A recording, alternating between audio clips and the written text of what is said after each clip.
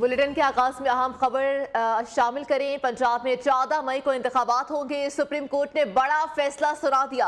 Supreme court ने election commission का इंतखाबात मुलतवी करने का फैसला कल अदम करार दे दिया। सुप्रीम कोर्ट ने करार दिया इलेक्शन 90 दिन से आगे नहीं जा सकते। आईन और कानून इलेक्शन कमीशन को तारीख में तौसी की इजाजत नहीं देता।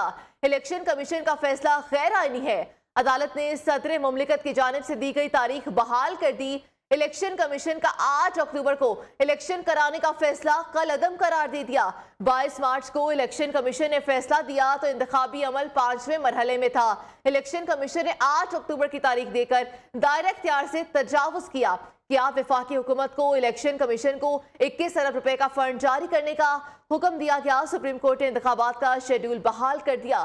कागजात नामजदगी 10 अप्रैल को जमा कराए जाएंगे। हतमी लिस्ट 19 अप्रैल को जारी की जाएगी। इंतखाबी निशानात 20 अप्रैल को जारी किए जाएंगे। सुप्रीम कोर्ट ने हुकूमत को 10 अप्रैल तक फंड्स मुहैया करने का हुक्म जारी कर दिया है। 10 अप्रैल को इलेक्शन कमीशन फंड की वसूली की रिपोर्ट सुप्रीम कोर्ट में जमा करवाएगा। फंड्स ना जमा कराने की सूरत में अदालत मुनासिब हुक्म जारी करेगी। केपीके में इंतखाबात के इनाकात के लिए दोबारा मुतल्लिका फोरम से रुजू करने की हिदायत जारी कर दी गई है। अदालत ने फैसले में 1 मार्च के फैसले की भी वजाहत की है। फैसले से मुतालिक जानते हमारे साथ नुमाइंदे हैं जहांजेब अब्बासी, मोहम्मद अवैस और शाहिद रिंद हमारे साथ होंगे। मोहम्मद अवैस का रुख करूंगी। सबसे पहले मोहम्मद अवैस बताइएगा, सुप्रीम कोर्ट में बड़ी कार्रवाई हुई, बड़ा फैसला सामने आया, क्या अपडेट्स है आपके पास? जी बिल्कुल, चीफ जस्टिस ऑफ पाकिस्तान की सरबराही में 3 रुकनी बेंच ने आज फैसला जो महफूज शुदा गुज़श्ता रोज का फैसला था वो आज सुनाया है और इसके बाद तहरीरी फैसला जो है वो जारी कर दिया गया है।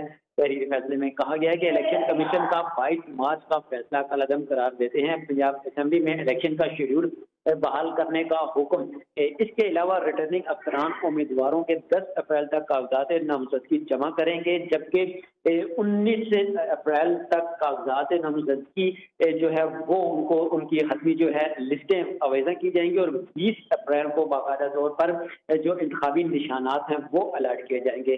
पंजाब में इंतखाबात के लिए 14 मई को पोलिंग कराई जाएगी। सुप्रीम कोर्ट ने अपने तहरीरी हुक्मनामे में ये कहा है और शफाफ और गैर जानबदाराना इलेक्शन के इनेकाद को यकीनी बनाया जाएगा। इसके अलावा वफाकी हुकूमत को फौज, रेंजर समेत हर सूरत फोर्सेज को की फराहमी की भी हिदायत जारी की है और वफाकी हुकूमत को 17 अप्रैल तक इलेक्शन कमीशन को सिक्योरिटी प्लान फराहम करने का भी हुक्म दिया है। वफाकी और सूबाई हुकूमतों को इलेक्शन कमीशन की मुआवनत का भी हुक्म दिया है। केपी असेंबली के लिए फंड की कमी हुई तो इलेक्शन कमीशन से रिव्यू कर सकते हैं। पंजाब के निगरान काबीना 10 अप्रैल तक सिक्योरिटी प्लान कमीशन को जमा कराए। 1 मार्च के जो हुक्म की जानिब से तवज्जो मंजूर भी करवाई गई है। फैसला 4 और 3 का होने की दलील खिलाफ कानून है। इसके अलावा अपने तहरीरी फैसले में ये भी कहा गया है कि जस्टिस फाइज ईसा काजी के वाले फैसले का किसी ज़ेर इल्तवा मुकदमे पर इतलाक नहीं होता। जी ठीक है, हमारे साथ जहांजेब अब्बासी भी मौजूद है। जहांजेब अब्बासी का रुख करूंगी, लेकिन इससे पहले शाहिद रिंद हमारे साथ है। शाहिद रिंद, बताइएगा इस हवाले से हुकूमती मौक़िफ़ क्या है, पीडीएम की जमातों का या वज़ीर कानून का क्या मौक़िफ़ है इस हवाले से? देखिए, वज़ीर कानून ने जो मौक़िफ़ अब से कुछ देर कबल इख्तियार किया है उसमें कोई वाज़े लाइन नहीं ली गई, लेकिन जो नुकात जिन पर उन्हें तहफ़्फ़ुज़ात थे वही नुकात उन्होंने आज प्रेस ब्रीफिंग में दोहराया और उन्होंने कहा कि 2:30 बजे वफाकी काबीना का इजलास होगा। मेरी मालूमात के मुताबिक वफाकी काबीना के इजलास के लिए जो कानूनी टीम है, गवर्नमेंट की जो लीगल टीम है, उसने तमाम अपने पॉइंट्स रेडी कर लिए हैं और वो पॉइंट्स कानूनी टीम रखेगी वफाकी काबीना के सामने। और फिर उसके बाद क्या वफाकी काबीना फौरी किसी लाएअमल का ऐलान करेगी या मुमकिन तौर पर एक और ऑप्शन ये है कि जो इत्तेहादी हुकूमत की जो पॉलिटिकल लीडरशिप है उसकी कोई मीटिंग कन्वीन की जाएगी। क्योंकि अब से कुछ देर कबल जब वफाकी काबीना के इजलास के लिए वज़ीर-ए-आज़म शहबाज शरीफ पार्लियामेंट पहुंचे, पार्लियामेंट में वफाकी काबीना का इजलास बुलाया गया था, तो कमरुज़्ज़मान कायरा पाकिस्तान पीपल्स पार्टी से और JUI फे से मौलाना असद महमूद उनके हमरा वफाकी काबीना के इजलास में पहुंचे और वो उनके साथ ही आए थे। तो मुमकिन तौर पर एक सेशन उनका पहले हो चुका होगा। मेरी मालूमात के मुताबिक जिन ऑप्शंस पर गवर्नमेंट की लीगल टीम ने बात करनी है या ब्रीफ करना है काबीना को, उसमें सबसे पहले एक जो लीगल जो फैसला आया है उसकी जो लीगल इम्प्लीकेशंस हैं वो बताई जाएंगी। उसके अलावा इंतखाबात की जो तारीख सुप्रीम कोर्ट की जानिब से दी गई है, इस पॉइंट पर भी ब्रीफ किया जाएगा काबीना को कि इसके क्या हो सकता है, क्या अदालत ये तारीख दे सकती थी। कॉन्स्टिट्यूशन के मुताबिक ये काम इलेक्शन कमीशन ने करना था, गवर्नर और प्रेसिडेंट, चूंकि इसमें डेट आगे बढ़ाई गई है। अगर तो 30 अप्रैल की डेट होती तो फिर तो सिर्फ वो फैसला था जिसकी तौहीन अदालत की पिटीशन में पाकिस्तान तहरीक इंसाफ गई थी। अब डेट को चूंकि आगे बढ़ाया गया है, इस सारे मामले के जो कानूनी ऑप्शंस हैं उन पर भी गौर किया जाएगा। उसके अलावा एक लीगल और पॉलिटिकल नैरेटिव क्या लेना है उस पर बात की जाएगी। और दूसरा जो सबसे अहम नुक्ता मेरी मालूमात के मुताबिक लीगल टीम रखेगी वफाकी काबीना के सामने, वो जस्टिस काजी फायज ईसा का 184(3) का जो 3 रुकनी बेंच के फैसले पर सर्कुलर का इजरा हुआ और गुज़िश्ता रोज़ के जो रिमार्क्स थे जिनके हवाले से हमने देखा कि वफाकी वज़ीर कानून आज़म नज़ीर तारड़ ने अपनी प्रेस टॉक में भी उसको मेंशन किया, उन रिमार्क्स और फिर आज 6 रुकनी बेंच की तश्कील और उस फैसले को निपटा दिया जाना, इसके जो लीगल एस्पेक्ट्स हैं इस पर वफाकी काबीना जो है गौर करेगी। लीगल टीम जो है, कानूनी टीम उन्हें ब्रीफ करेगी। इसमें क्या ऑप्शंस आगे इस ऑप्शन के साथ लेते हुए हुकूमत आगे बढ़ सकती है। हुकूमत के पास अब बहुत ही कम ऑप्शंस हैं जिनमें ये एक बहुत बड़ा ऑप्शन है, लेकिन हम ये देख रहे हैं कि पिछले 3-4 दिनों से गवर्नमेंट की ये कोशिश होती है कि जो एक थोड़ी सी डिवीजन हमें नजर आती है अदलिया में, उधर से अगर कोई चीज आए तो उसकी वो मौके का फायदा उठाएं। जैसे हम कह सकते हैं कि जब सर्कुलर जारी हुआ तो जस्टिस काजी फायज ईसा ने सर्कुलर के अगेंस्ट जो खत लिखा रजिस्ट्रार को और उसकी कॉपी चीफ जस्टिस को भी भिजवाई और एस्टैब्लिशमेंट डिवीजन और जो वजारत कानून है उनको भी, तो उसके फौरी बाद हमने देखा कि गुज़िश्ता रात ही वफाकी काबीना ने रजिस्ट्रार की खिदमात वापस लेने का फैसला किया। तो अभी तक गवर्नमेंट ये इंतजार कर रही है कि उसे जजेस की तरफ से थोड़ा सा अगर स्पेस मिले, जुडिशरी के अंदर से थोड़ा सा स्पेस मिले तो फिर वो पेशकदमी करे। अभी तक गवर्नमेंट हमें एग्रेसिव मोड में नजर नहीं आई, गो के कौमी असम्बली या सेनेट या जो अदालत का फोरम है वहां अपने तहफ़्फ़ुज़ात रखती रही है। लेकिन मेरा ख्याल है आज के फैसले के बाद अब वफाकी काबीना ने एक लाएअमल तय करना है और उस लाएअमल के हिसाब से आगे बढ़ना है, चाहे वो फैसले पे अमल दरामद के हवाले से हो या फिर गिलानी मॉडल पे आगे बढ़ना हो। अच्छा, तो गिलानी मॉडल पर आगे बढ़ते हैं तो उसके क्या असरात होंगे? देखें, गिलानी मॉडल के सीधे से असरात पॉलिटिकल जो है ना वो डिस्क्वालिफिकेशन के हैं, क्योंकि सुप्रीम कोर्ट के हुक्म को ना मानने पर सैयद यूसुफ रजा गिलानी को डिस्क्वालीफाई किया गया था। और मुझे ये लगता है कि PMLN इस वक्त जिस सूरत हाल में अगर कोई पॉलिटिकल डायलॉग शुरू नहीं होता है तो फिर उसके लिए बड़ा मुश्किल है कि इस फैसले पे वो अमल दरामद की तरफ आगे बढ़े, क्योंकि इस वक्त सिर्फ इलेक्शन पंजाब में होना है और पंजाब वो बैटल ग्राउंड है जहां पाकिस्तान तहरीक इंसाफ और पाकिस्तान मुस्लिम लीग नून आमने सामने है। तो इस इलेक्शन की जो पॉलिटिकल कॉस्ट है वो ना जमीयत उलमा इस्लाम ने अदा करनी है, ना पाकिस्तान पीपल्स पार्टी ने अदा करनी है, इसकी पॉलिटिकल कॉस्ट अदा करनी है पाकिस्तान मुस्लिम लीग नून और पाकिस्तान तहरीक इंसाफ ने। एक चीज हमें जहन में रखनी होगी, इस वक्त जो सियासी दर्जा हरारत हमारे सामने बन चुका है उसके नतीजे में चाहे हमारे साथ ही मौजूद रहेगा। अभी हमें जान किया है माहिर कानून बैरिस्टर शेब रज़ाक ने। शेब साहब, बहुत शुक्रिया आपके कीमती वक्त का। शेब साहब, ये जो तमाम तरह आज फैसला आया सुप्रीम कोर्ट ने, जो ये सारा इलेक्शन कमीशन का जो डेट दी गई थी उसको कलअदम किया, इस सब को आप कैसे देखते हैं? और जो कि कहा जा रहा है कि ये अगर तो ये हुकूमत असरअंदाज नहीं होती या इस पर अमल दरामद नहीं करती तो ये जो है गिलानी मॉडल अपनाया जा सकता है, क्या कहेंगे इस हवाले से आप? देखें, 2 बातें हैं। बड़ा इंपॉर्टेंट डिसीजन था।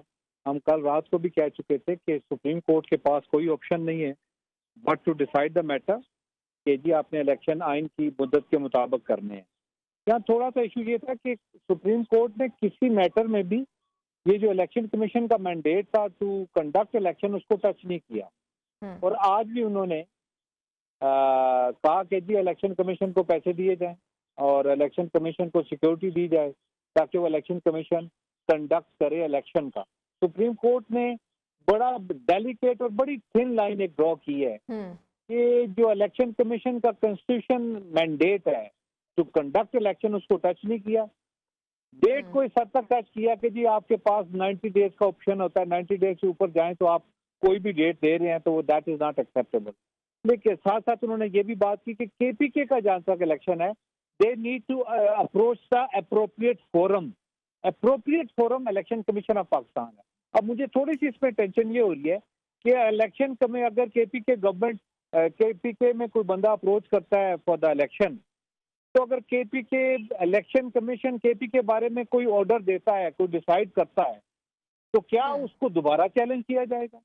क्योंकि जरा थोड़ी सी मेरी as a very humble student of law confusion ये लग रही है कि एक तरफ इलेक्शन कमीशन को कहा गया यू हैव फुल मैंडेट और आप अप्रोप्रिएट फोरम है, पार्टीज को भी ये कहा गया, गवर्नर केपी के वकील को ये कहा गया you need to approach the appropriate forum. तो जब अप्रोप्रिएट फोरम आ गया और अप्रोप्रिएट फोरम कॉन्स्टिट्यूशनल भी है, तो अगर वो डेट एक देता है लॉजिस्टिकल इश्यूज को सामने रख के, तो उस डेट को किस तरह आप चैलेंज करते हैं? मुझे ये थोड़ी सी बात कंफ्यूजन लगी। जहां तक ताल्लुक है आपका कि जी गवर्नमेंट इसको एक्सेप्ट नहीं करेगी, आई डोंट थिंक सो। ऐसा कोई ऑप्शन मेरे गौर नहीं होना चाहिए, क्योंकि हमने वापस नहीं जाना उधर से जहाँ से हम आए हैं, और हुकूमत को एक्सेप्ट करना चाहिए। सुप्रीम कोर्ट का डिसीजन है, बहुत इस पे ले दे हुई, बहुत सारी बातें हुई। मेरा as a humble student of law ये जो 9 बेंच से 3 बेंच तक आया, वो मेरी एक किस्म की, वो कहते हैं ना, it has left a bad taste in the mouth. Initially तो चीफ जस्टिस साहब ने इस मामले की नजाकत और इसकी इम्पोर्टेंस को मद्देनजर रख के 9 मेंबर बनाया था ना। बिल्कुल। सुप्रीम कोर्ट के चीफ जस्टिस साहब ने डिसाइड किया था कि 9 मेंबर बेंच होंगे। आखिर में at the end of the day it has been decided by 3 members. तो मेरे ख्याल में डिसीजन तो जबरदस्त है। मैं रात को भी किसी टॉक शो में 2 जगह कह चुका हूँ कि और कोई ऑप्शन नहीं है, लेकिन this could have been much better अगर ये 5 मेंबर 7 मेंबर या फुल बेंच का ऑर्डर होता। लेकिन at the end of the day we have to accept that this has been decided in accordance with law and in accordance with constitution। Barrister साहब, बस एक आखिरी सवाल करना चाहूंगी मैं कि आपने कहा कि जो 3 जजेस का बेंच है बिल्कुल ठीक था, लेकिन जैसे हुकूमत ने कहा और उन्होंने बोला कि हमने इनको एक लाहेअमल दिया था, एक ऑप्शन दी थी कि जो बाकी जजेस हैं जो कि इस केस का हिस्सा नहीं रहे, आप उनको इसमें शामिल कर लें, तो क्या ये ऑप्शन से रिकॉर्ड नहीं आ सकती थी? बड़ी प्यारी बात है। देखें ना, आज काजी फैज ईसा के जो सो मोटो एक्शन था वो हाफिज कुरान के नंबरों वाला, उसमें तो नए बेंच में 6 मेंबर आ गए ना। बिल्कुल। Those people, they were not involved with this, so they could have been inducted. They could have been inducted in this bench, and that mandate lies with the Supreme Court Chief Justice. तो ये कर सकते थे, लेकिन नहीं किया गया। लेकिन आज जो 6 मेंबर बेंच बनाया गया काजी फैज ईसा साहब के सो मोटो एक्शन को खत्म करने के लिए, तो this could have been done in this case as well। लेकिन अब हम इसमें क्या कह सकते हैं? बिल्कुल क्या कह सकते हैं, इसलिए सियासी जमातों में भाम है। बहुत शुक्रिया, हमारे साथ माहिर कानून मौजूद थे बैरिस्टर, बहुत शुक्रिया आपके कीमती वक्त का। यहाँ पर हम जाएंगे मोहम्मद अवैस की जाने। मोहम्मद अवैस, बताइएगा आप इस हवाले से आपके पास क्या तफसीलात है, मजीद अपडेट, और ये जो तफसीली फैसला है सुप्रीम कोर्ट का, ये कब तक जारी किया जाएगा? मोहम्मद अवैस, आप सुन पा रहे हैं? शाहिद रिन की जानिब चलते हैं। शाहिद साहब, आप बताइएगा इस हवाले से। जी देखें, 6 सफ़ात पर मुश्तमिल तफसीली फ़ैसला जो केस था खैबर पख्तूनख्वा और पंजाब के मुतालिक इलेक्शन के मुतालिक वो जारी हो चुका है। जो सबसे दिलचस्प जो बात थी या जो अहम नुक्ता था जिस पर बैरिस्टर साहब ने अभी बात की, वो ये था कि जिस तरह 6 रुकनी बेंच बना के काजी फाइज ईसा वाले मामले को सेट असाइड किया गया, गो कि मेरी मालूमात के मुताबिक गवर्नमेंट इस पॉइंट को उठाएगी, सर्कुलर के इजरा के साथ उठाएगी, इस पर डिबेट होगी वफाकी काबीना में, क्या लाएमल गवर्नमेंट इस सारे मामले पे इख्तियार करती है, उसके असरात होंगे इस सारी सूरत हाल पे। लेकिन जैसे उन्होंने एक वजाहत की बैरिस्टर साहब ने कि क्या ये अगर 5 रुकनी 7 रुकनी या फुल कोर्ट का फैसला होता तो ज़्यादा वैलिडेटेड होता। तो अभी जो 3 रुकनी बेंच का फैसला है, ये है सुप्रीम कोर्ट का फैसला। गवर्नमेंट पे ऑब्लिगेशन है इसकी कंप्लाइंस की। अगर गवर्नमेंट इस ऑब्लिगेशन को पूरा नहीं करती, इसकी कंप्लाइंस नहीं करती, तो गवर्नमेंट को डिस्क्वालिफिकेशन प्राइम मिनिस्टर की या उसकी जो भी मुज़म्मरात, जो भी नताइज होंगे वो फेस करने होंगे। 10 अप्रैल इस केस के लिए एक बेंचमार्क है, जब 10 अप्रैल तक फंड्स फराहम करने हुकूमत ने इलेक्शन कमीशन को सुप्रीम कोर्ट के हुक्म के तहत। अगर 10 अप्रैल तक फंड्स फराहम नहीं होते तो इसी फैसले में यह बताया गया कि 11 तारीख को रिपोर्ट सबमिट करे इलेक्शन कमीशन मौजूदा 3 रुकनी बेंच को कि क्या उन्हें फंड्स फराहम कर दिए गए हैं या नहीं किए गए। तो 10 तारीख एक तरह से हमारे लिए बेंचमार्क होगी कि गवर्नमेंट का अगला लाएअमल क्या है। जैसे मैं आपसे पहले बात कर रहा था कि इस वक्त चूंकि खैबर पख्तूनख्वा के लिए जो उन्होंने कहा है कि अप्रोप्रिएट फोरम इलेक्शन कमीशन भी हो सकता है, और खैबर पख्तूनख्वा का इलेक्शन कमीशन में जब मामला जाएगा तो मेरी मालूमात के मुताबिक गवर्नर केपीके ने जो डेट लिख कर इलेक्शन कमीशन को दी थी वो 28 अक्टूबर थी। तो अब ऐसी सूरत हाल में इलेक्शन कमीशन को क्या एक बार फिर, जैसे बैरिस्टर साहब कह रहे थे, कि अदालत से रुजू करना पड़ेगा, हाई कोर्ट पेशावर से, सुप्रीम कोर्ट से, कि जी जिन्होंने डेट देनी थी उन्होंने 28 अक्टूबर की दी है, अब आप हमें मजीद इस पर गाइड करें कि हम कैसे आगे बढ़ सकते हैं। तो मेरा ख्याल है 14 मई के मामले पर हमारे लिए 10 अप्रैल जो है वो एक बेंचमार्क है। देखते हैं कि उस पर क्या करती है गवर्नमेंट। मेरा ख्याल है वफाकी काबीना आज जो भी फैसले करेगी उसकी एक पॉलिटिकल वैलिडेशन जो पॉलिटिकल पार्टीज के सरबराहान के इजलास में लेके और उसके बाद आगे बढ़ेगी। कोई जल्दबाजी फिलहाल नहीं करेगी, और जो मेन पॉइंट होगा जिसको गवर्नमेंट चाहेगी कि वो पॉलिटिकल बयानिए में इस्तेमाल करे, वो काजी फायज ईसा वाला जो जजमेंट था उस पर सर्कुलर का इजरा और फिर 6 रुकनी बेंच की जो तश्कील थी उसे पॉलिटिकल नैरेटिव के लिए इस्तेमाल कर सकती है गवर्नमेंट। शाहिदीन, वैसे तो जब अभी काबीना का ये हो जाएगा इजलास, वफाकी काबीना का जो आज इजलास है, उसके बाद भी मेरा ख्याल है कि हुकूमती मौक़िफ़ जो वाज़े है वो सामने आ जाएगा ना? मेरा ख्याल है, मैं इस पे आपसे डिफर करता हूं कि हुकूमत वाज़े मौक़िफ़ वफाकी काबीना के इजलास के फौरी बाद नहीं लेगी, क्योंकि अगर हुकूमत ने वाज़े मौक़िफ़ लिया तो फिर जो है जिसे कहते हैं इस वक्त गवर्नमेंट की एक पूरी कोशिश है कि वो जितना टाइम गेन कर सके, वो 1 दिन गेन कर सके, 1 घंटा गेन कर सके, इस मामले में करे। गवर्नमेंट मेरा ख्याल है तमाम नुकात को गौर करेगी और उसके बाद एक ऐसा सरबराही इजलास गवर्नमेंट की इत्तेहादी जो जमातें हैं उनकी लीडरशिप का बुलाएगी, उनके सामने सारे पॉइंट्स को रखेगी, क्योंकि किसी स्टेज पे अगर गवर्नमेंट को इसकी कंप्लायंस करनी पड़ती है तो सिर्फ पंजाब में 14 मई को इलेक्शन की डेट दी गई है। ज़रूरी नहीं है कि खैबर पख्तूनख्वा की डेट 14 मई ही हो या उसके करीब करीब हो। तो इसकी जो पॉलिटिकल कॉस्ट है वो सिर्फ उन जमातों ने देनी है जिनका बड़ा स्टेक है पंजाब में, और वो है पाकिस्तान तहरीक इंसाफ और पाकिस्तान मुस्लिम लीग नून और पाकिस्तान पीपल्स पार्टी किसी हद तक। बाकी जो 13 जमातों का ये इत्तेहाद है उसमें जो पीटीआई के वाइस चेयरमैन शाह महमूद कुरैशी ने हमें ज्वाइन किया है। शाह साहब, बहुत शुक्रिया आपके कीमती वक्त का। शाह साहब, बड़ा अच्छा फैसला आया और सुप्रीम कोर्ट की जानिब से, आप कैसे देखते हैं इस फैसले को? देखिए, फैसला तारीखी है।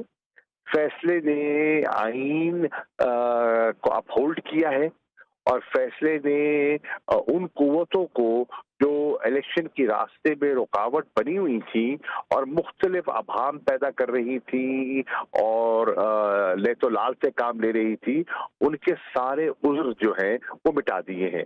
जो इलेक्शन कमीशन ने अपनी दिक्कतों का जिक्र किया, उन्होंने ये तो वाज़े कहा, इलेक्शन कमीशन ने तो 1 मार्च का फैसला सुप्रीम कोर्ट का तस्लीम कर लिया था। उसका सबूत ये है कि उन्होंने शेड्यूल दे दिया। उस शेड्यूल के बाद उन्होंने दरखास्तें तलब कर ली। दरखास्तें जब तलब हो गई, उन्होंने जांच पड़ताल कर ली, तो वो प्रोसेस सारा उन्होंने आगे बढ़ा दिया। फिर उनसे गलती हुई और उन्होंने 8 अक्टूबर की डेट दे दी, जो कि गैर आईनी, गैर कानूनी और कलअदम करार दे दी गई। अब उन्हें अपनी आईनी जिम्मेदारी पूरी करनी है और साफ शफाफ इलेक्शन करवाने हैं। जो उनके रास्ते में रुकावट थी, वसाइल का ना होना, वो उन्हें कह दिया सुप्रीम कोर्ट ने इस तारीख तक पैसे 21 अरब मुहैया कर दिए जाएं। उनने सिक्योरिटी पर्सनल की बात की कि ये 2 शर्तें पूरी हो जाएं। इलेक्शन कमीशन तैयार है अपनी आईनी जिम्मेदारी पूरी करने के लिए, तो आज वो उन्होंने उनकी दोनों शर्तें जो है वो कबूल कर ली। उनके रास्ते में जो रुकावटें थी वो दूर कर ली। अब इलेक्शन कमीशन को जानतदारी से शफाफ इलेक्शन की तैयारी करनी चाहिए। शाह साहब, इब्हाम तो अभी भी पैदा किया जा रहा है, कुछ सियासी जमातों की जानिब से कहा जा रहा है कि फुल कोर्ट नहीं था, 3 का फैसला था, और कुछ कह रहे हैं 3-2 का था, कुछ कह रहे हैं 4-3 का फैसला था। इस हवाले से आप क्या कहेंगे? ये सारी बहस हो चुकी है।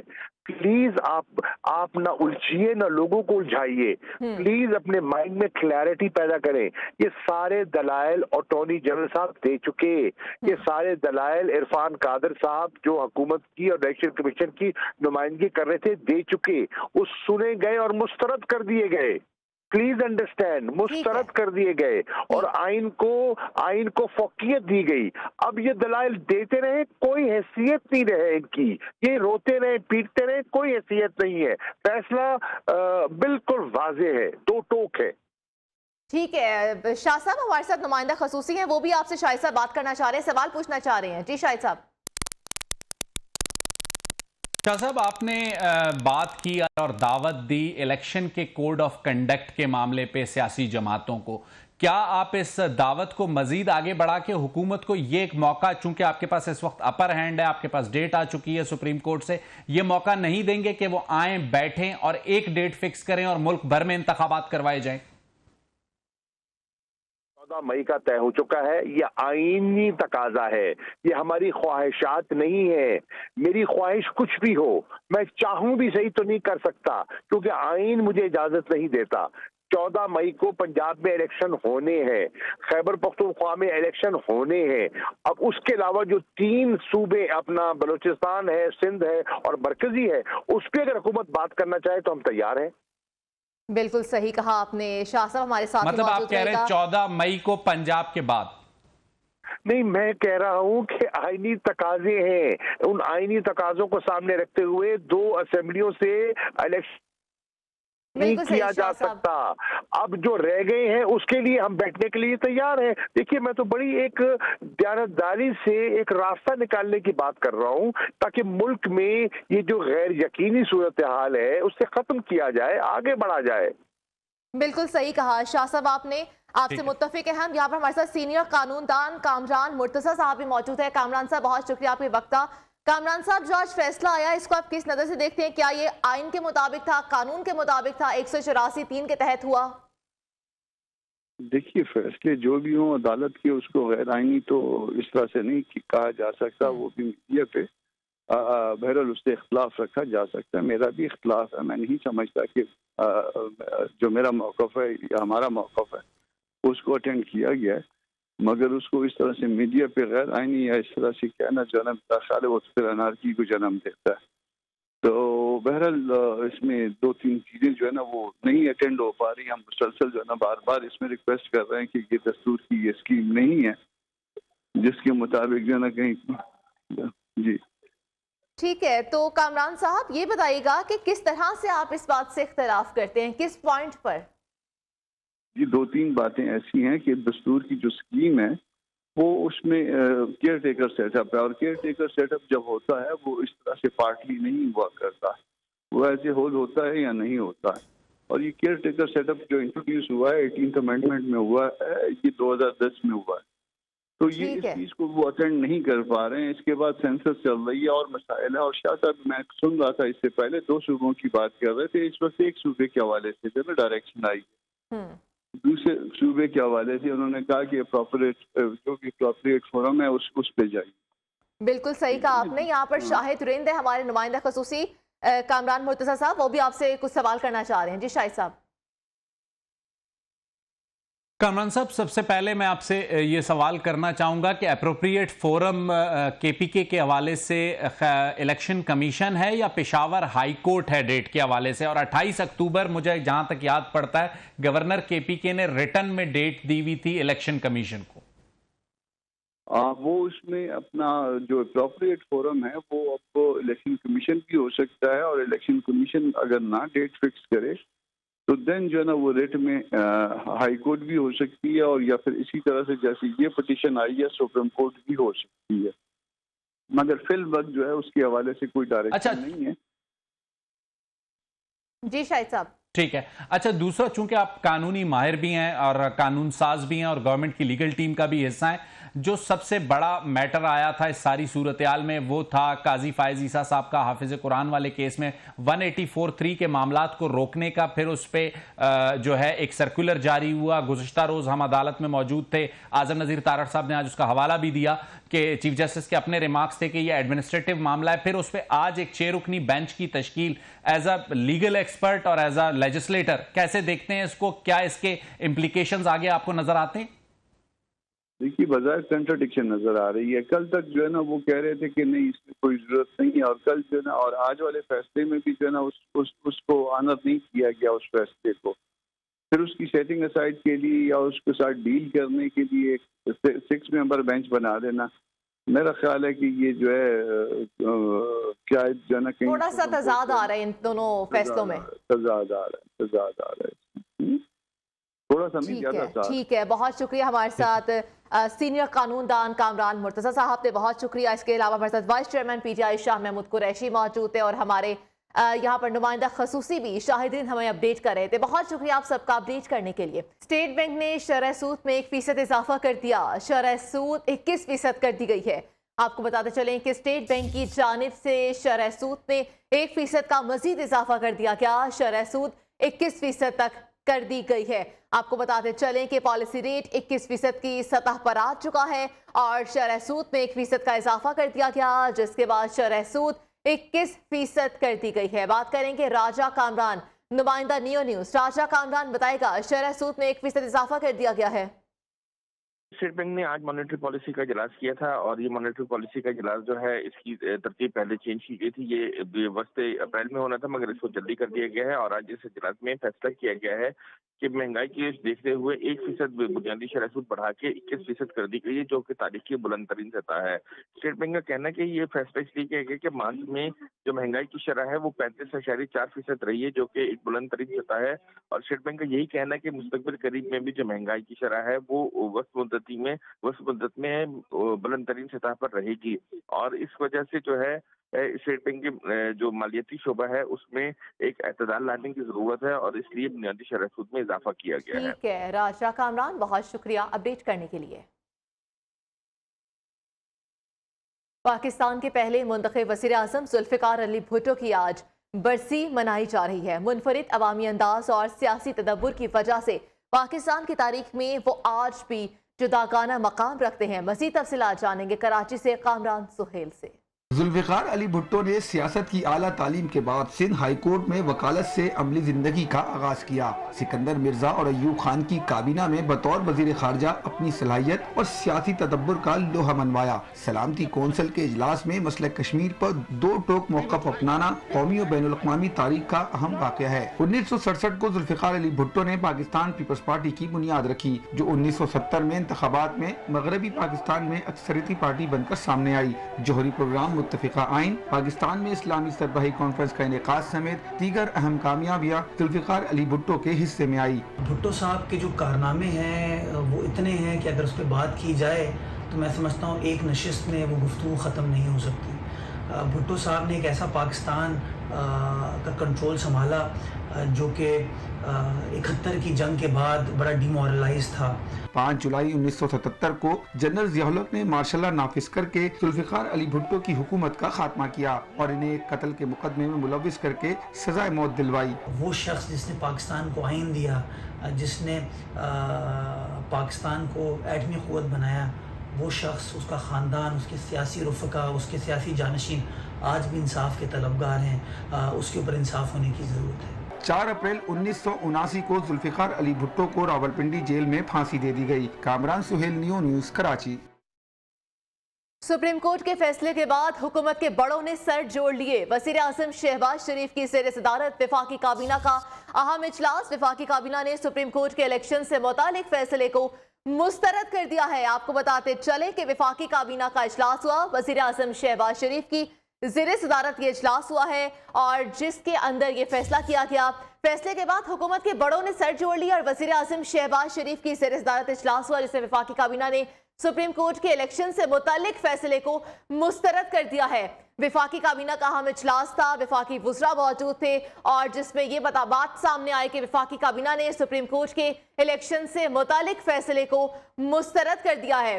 सुप्रीम कोर्ट का जो इलेक्शन से मुतालिक फैसला आया उसको वफाकी काबीना ने मुस्तरद कर दिया है। कहा गया है कि हम ये फैसला नहीं मानते क्योंकि 10 अप्रैल की तारीख दी गई थी। 10 अप्रैल को 21 अरब रुपए इलेक्शन कमीशन को देना थे और देने की तारीख अभी भी है और ये कहा गया है सुप्रीम कोर्ट की जानिब से कि ये पैसे अगर मिलते हैं, ये फंड मिलते हैं तो भी सुप्रीम कोर्ट को बताना है और अगर नहीं मिलते तो भी सुप्रीम कोर्ट को इस हवाले से आगाह करना होगा। और अब ये बात सामने आई है कि सुप्रीम कोर्ट के फैसले से मुतालिक कि जो वफाकी काबीना है उसने सुप्रीम कोर्ट के इलेक्शन कमीशन से मुतालिक फैसले को मुस्तरद कर दिया है। वफाकी काबीना का अहम इजलास था और जिसमें ये फैसला हुआ और बात सामने आई कि इलेक्शन कमीशन से मुतालिक सुप्रीम कोर्ट के फैसले को मुस्तरद किया जाता है। हुकूमत इत्तेहाद की जानिब से, वफाकी काबीना की जानिब से जो इलेक्शन कमीशन को मुस्तरद किया जाता है इस फैसले को सुप्रीम कोर्ट के बात करेंगे शाकिर अब्बासी से। शाकिर अब्बासी, बताइएगा, वफाकी काबीना ने तो फैसले को मुस्तरद कर दिया है। जी बिल्कुल, वफाकी काबीना ने इस फैसले को एक अक़लियती फैसला करार दिया। मैं क्या, ये सुप्रीम कोर्ट की गालिब अक्सरियत का फैसला नहीं है और वफाकी काबीना इस 3 रुकनी बेंच के फैसले को मुस्तरद करती है कि ये काबिल अमल नहीं है और हुकूमत ने एक तरह का अपना मौक़िफ़ इस पर वाज़ेह तौर पर दे दिया कि वो इस फैसले को नहीं मानते और इस पर अमल दरामद नहीं करेंगे। ज़रा ये कंफर्म करें कि वफाकी काबीना का इजलास पार्लियामेंट हाउस इस्लामाबाद में वज़ीर-ए-आज़म की तरफ से सदारत जारी है। इसमें दीगर जो एजेंडे थे ECC के फैसलों की मंजूरी दी गई, कौमी पॉलिसी, स्पोर्ट पॉलिसी, उसको डेफर किया गया और जब इस सियासी उमूर पर गुफ्तगू का आगाज़ हुआ तो सेक्रेटरीज और तमाम सरकारी अफसरान को इजलास से निकाल दिया गया और उसके बाद जितने भी सियासी उमूर थे, खास करके सुप्रीम कोर्ट के फैसले के मुस्तमरात को जो सामने रखा गया और मुश्तरका तौर पर वफाकी काबीना ने ये फैसला किया। फैसला कानून और आइन के इंसाफ के तकाज़ों पर अमल पैरा होकर नहीं दिया गया, इसलिए वफाकी काबीना इस फैसले को मुस्तरद करती है। ठीक है, हमारे साथ रहेगा ब्यूरो चीफ लाहौर जावेद बलोच हमारे साथ मौजूद है। इस्लामाबाद, ब्यूरो चीफ इस्लामाबाद है हमारे साथ जावेद बलोच। जावेद बलोच, बताइएगा, ये वफाकी काबीना ने तो सुप्रीम कोर्ट के फैसले को मुस्तरद कर दिया, आप क्या कहेंगे इस हवाले से? देखें, हुकूमत की तरफ से पहले ही सुप्रीम कोर्ट के इस बेंच पर अदम एतमाद का इजहार कर दिया गया था और ये वाज़ेह था कि जब ये सुप्रीम कोर्ट का ये बेंच फैसला करेगा तो उसको तस्लीम नहीं किया जाएगा। इससे पहले भी न सिर्फ PDM के इजलास में अदम एतमाद का इजहार किया गया था, बल्कि सुप्रीम कोर्ट के इस बेंच की हेयरिंग के दौरान भी जो है फारूक नाइक और दीगर जो वकला थे हुकूमती जमातों के, उन्होंने इस बेंच पर अदम एतमाद का इजहार करते हुए कहा था कि जो है वो फुल कोर्ट बनाया जाए, हमें इस बेंच पर जो है एतमाद नहीं है। अब जबकि सुप्रीम कोर्ट ने खुद ही फैसला किया, खुद ही इलेक्शन शेड्यूल का ऐलान कर दिया और खुद ही जो है वो सारे फैसले करते हुए हुकूमत को ये ऑर्डर किया है कि वो 10 तारीख तक जो है वो 21 करोड़ रुपए की रकम भी फराहम करें और जो तमाम तर इंतजाम हैं वो भी जो है वो किए जाएं। इस पर काफ़ी लंबी मुशावरत की गई थी।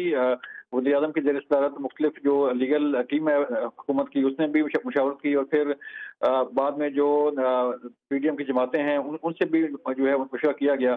फिर मुतफ़िक़ा तौर पर जो है ये कैबिनेट ने आज ये फैसला किया है कि सुप्रीम कोर्ट का जो फैसला है इस पर अमल दरामद नहीं हो सकता, लिहाजा इसको जो है वो उन्होंने एक तरह से मुस्तरद कर दिया है। अब मामला ये है कि इस फैसले को जब हुकूमत ही तस्लीम नहीं कर रही तो फिर इस पर अमल दरामद कौन करवाएगा? या तो ऑप्शन है सुप्रीम कोर्ट के पास कि वो कंटेम्प्ट ऑफ कोर्ट की प्रोसीडिंग जो है वो मूव करे और वो सिर्फ एक कैबिनेट के जो सरबराह हैं यानी कि वज़ीर-ए-आज़म उन पर जो है वो कंटेम्प्ट ऑफ कोर्ट नहीं होगी, फिर पूरी काबीना जो है वो उस पर, क्योंकि ये काबीना ने फैसला नहीं करेगी तो पूरी काबीना पे कंटेम्प्ट ऑफ कोर्ट लगती है। बहुत शुक्रिया अपडेट करने के लिए जावेद बलोच। न्यूज़ स्टूडियो से अब तक के लिए इतना ही। मज़ीद बाखबर रहने के लिए आप देखते रहिए नियो न्यूज़।